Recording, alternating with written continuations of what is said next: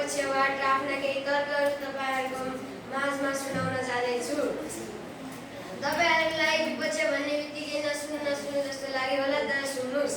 बुबालाई कति चोट पीडा भइरहेको हुन्छ त्यो त बुबालाई मात्रै थाहा हुन्छ।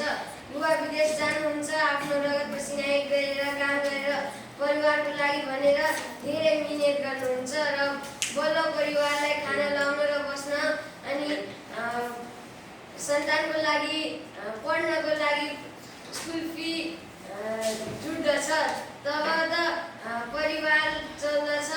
भनिन्छ नि, हावा नचली पात हल्लिँदैन, हावा नचली पात हल्लिँदैन। त्यसरी नै काम नगरी परिवार चल्दैन। त्यसैले बुबाले विदेश गएर धेरै मिहिनेत गरेर काम गर्नुहुन्छ र परिवार चलाउनुहुन्छ।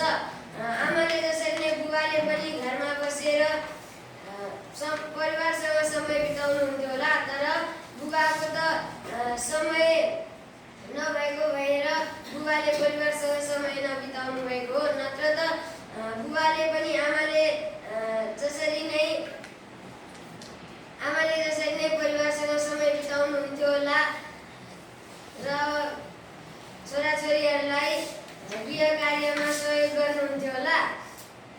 र मेरो पूर्वोक्त साथीले भन्नुभयो, आमाले 9 महिना कोखमा राखेर बच्चालाई जन्म दिनुहुन्छ, तर जन्म दिएर मात्रै हुँदैन, कर्म गर्न नि जानुपर्छ। र धेरै आमाहरू यस्तो पनि हुन्छन्, कसैले झाडीमा लगेर बच्चा फ्यालिदिन्छन्, कसैले खोलामा फ्याँकिदिन्छन् र कोही त्यस्ता पनि हुन्छन् पेटैमा बच्चालाई आइदिन्छन्। र बुबाले जतिको काम आमाले गर्न सक्नु हुँदैन होला। यति भन्दै मेरो शब्दहरू यहीँ टुङ्ग्याउन चाहन्छु। धन्यवाद।